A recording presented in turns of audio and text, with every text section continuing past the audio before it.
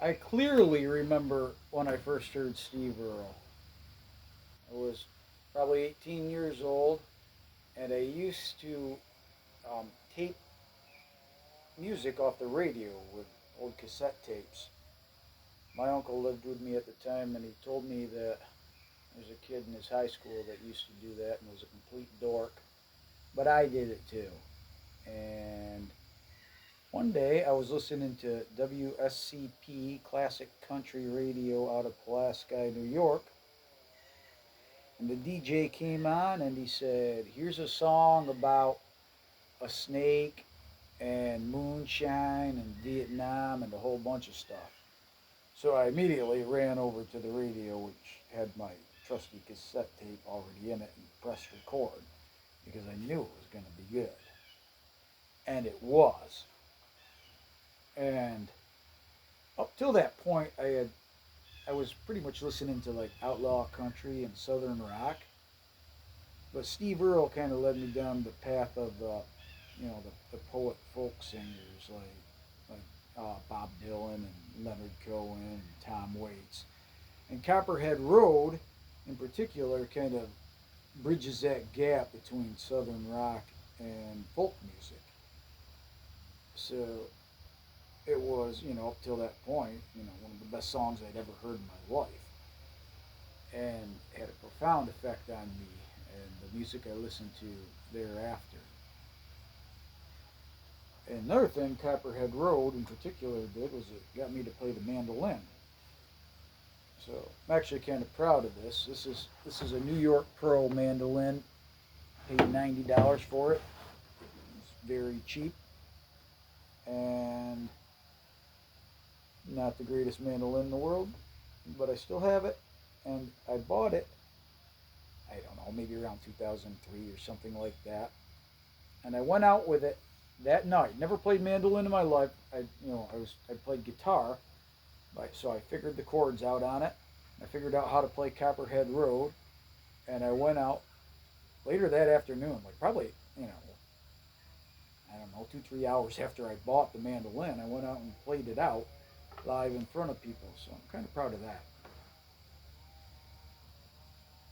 Another big moment that came about from Copperhead Road in particular was when my band Jericho Hill won a battle of the bands where the prize was we got interviewed and played on K Rock, which is a local hard rock station. And Jericho Hill, we had a few cover songs, but we were basically an original band. We were an original band that played my music that I wrote, and was probably the only cover song we played that night was Copperhead Road. And we were just three piece, so I had to put the guitar down and just played mandolin. Had my rat pedal on there for the solo part. I did a flying kick in the air while I was playing my distorted mandolin, and just it went over well, and we ended up winning. So I guess I got Steve to thank for that a little bit. And it's crazy because Copperhead Road is a great song, but it's nowhere near his best work. If you listen to I don't know, some of the stuff off, say, Transcendental Blues or Jerusalem, I mean, really all his albums have great stuff. But that song introduced him to me and to a lot of other people too. It was by far his biggest hit.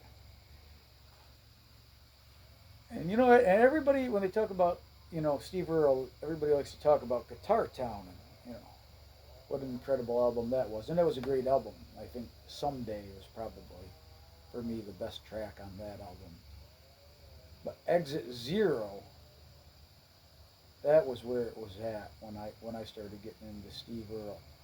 Exit Zero had that whole just restless vibe that kind of defined him in his early music. Particularly songs like I Ain't Ever Satisfied. I actually went to Boston to see Steve Earle play once. He was playing with Jackson Browne and Keb Mo. Of course, Jackson Browne was the headliner. I really couldn't have cared less about seeing him. I could have took him or left him. I didn't even know who Keb Mo was at that point. So I went there to see Steve. And at the end of that show, after they all did their sets, and after Jackson Brown finished, he called Steve and Kevin Mo up, and they played "I Ain't Ever Satisfied." And all three of them played on that song, and that was kind of awesome. It showed, what a respect Jackson Brown had for him too. But another track on that album that really caught that, that restless, desperate feeling that he could always capture so well was "Angry Young Man." I was at one of his shows, and I can't remember if it was New York City or Rochester or wherever, and there was this kid next to me, probably 20 years old, great big kid. He was military, I think a Marine, might have been Army. I don't really matter either. But we were rocking out there, listening to his songs, and an Angry Young Man came up. He started playing the intro to Angry Young Man. And we were just like, oh my God, and high fived each other, and you could tell that that song meant as much to him as it did to me.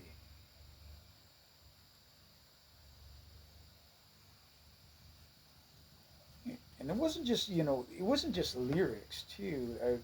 Because when I found Steve Earle, was when I was first learning to play the guitar. So other influences he had on me were in guitar playing itself, like songs like Copperhead Road and Someday, where he strums the bass line in with the song, which where I first learned to do that was from him. Um, Later on, stuff like Transcendental Blues or some Dreams, he would strum or pick a melody into the song, and I picked that up from him. Other tricks like he would capo on the second fret, but leave the low E string open, so you'd have like a drop D effect, but you'd be in the key of E. I learned that trick from him. So I really learned quite a bit from Steve Earle, and I'd like to hear what songs and albums are your favorite of his, and how he inspired you if you're a songwriter, or just if you listen to music. What has it meant to you? Drop it in the comments and let me know. Thanks.